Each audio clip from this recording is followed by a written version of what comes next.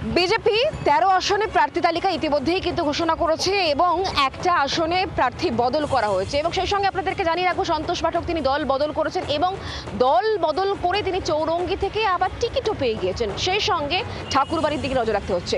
কেন্দ্রীয় মন্ত্রী শান্তনু ঠাকুর তার স্ত্রী অর্থাৎ সোমা ঠাকুর তিনি কিন্তু টিকিট পেয়ে গেলেন। অর্থাৎ এবার বাগদাদে দেখা যাবে ননদ আর বৌদির লড়াই। ৩ দফায় মোট ২৭৫টি আসনে আগেই প্রার্থী ঘোষণা করেছে বিজেপি। মঙ্গলবার আরও ১৩ আসনে প্রার্থীদের নাম জানিয়ে দিল গেরুয়া শিবির। পাশাপাশি উত্তরের এক আসনে প্রার্থী বদল করা হয়েছে।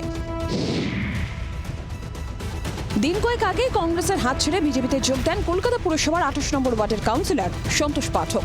তাঁকে চৌরঙ্গি থেকে প্রার্থী করেছে গেরুয়া শিবির। খুবই দৃঢ় বিশ্বাস যে এবার পুরো বাংলার থেকে লোক মানুষ উত্তর দেওয়ার জন্য তৈরি আছে। আরও আসন সংখ্যা বাড়বে বিজেপি? নিশ্চয়ই আসন বাড়বে না, আমরা ক্ষমতায় আসছি, শুধু আসন বাড়বে না, আমরা ১৭০-৮০ সিট আমরা জিতব। উত্তর চব্বিশ পরগনার বাগদা থেকে প্রার্থী করা হয়েছে কেন্দ্রীয় মন্ত্রী শান্তনু ঠাকুরের স্ত্রী সোমা ঠাকুরকে। এই কেন্দ্রে তৃণমূলের প্রার্থী দলের রাজ্যসভার সাংসদ মমতাবালা ঠাকুরের মেয়ে মধুপর্ণা ঠাকুর। সোমা ও মধুপর্ণা দুজনেই মতুয়া ঠাকুর বাড়ির সদস্য, সম্পর্কে ননদ বৌদি।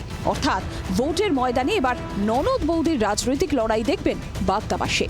2019 সালে যেভাবে ভোটের সময় আমি অনেক প্রচারে ছিলাম এবং 2024 সালে, সুতরাং আমি পিছন থেকে ছিলাম। এখন আমাকে ভারতীয় জনতা পার্টি মনে করেছে যে নির্বাচনে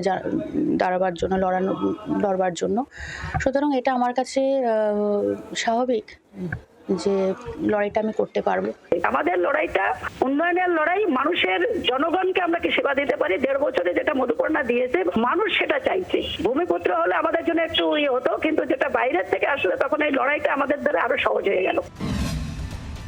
এর পাশাপাশি সিতাই, আশুতোষ বর্মা, নাটাবাড়ি, গিরিজা শঙ্কর রায়, মগরাহাট পূর্ব, উত্তম কুমার বণিক, ফলতা, দেবাংশু পণ্ডা, সোনারপুর উত্তর দেবাশিস ধর, হাওড়া দক্ষিণ শ্যামল হাতি, পাঁচলা রঞ্জন কুমার পাল, চণ্ডীপুর পীযূষকান্তি দাস, গড়বেতা প্রদীপ লোধা, মেমারি মানব গুহ এবং বারাবণী থেকে অরিজিৎ রায়কে প্রার্থী করেছে পদ্ম শিবির। জলপাইগুড়ির ময়নাগুড়িতে প্রার্থী বদল করা হয়েছে। কৌশিক রায়ের বদলে প্রার্থী হিসেবে ডালিম রায়ের নাম ঘোষণা করা হয়েছে। পাহাড়ে জোট সঙ্গে বিজেপিএম এর জন্য 3টি আসন ছেড়ে রাজ্যের 291টি আসনে এক লপ্তেই প্রার্থী ঘোষণা করে দিয়েছে তৃণমূল। অন্যদিকে 4 দফায় প্রার্থী তালিকা প্রকাশের পরেও 6টি কেন্দ্রে পদ্ম প্রার্থীদের নাম ঘোষণা এখনো বাকি। রাজীব চক্রবর্তীর রিপোর্ট, জি24 ঘন্টা। বাংলার আওয়াজ, বাঙালির আবেগ, জি24 ঘন্টা।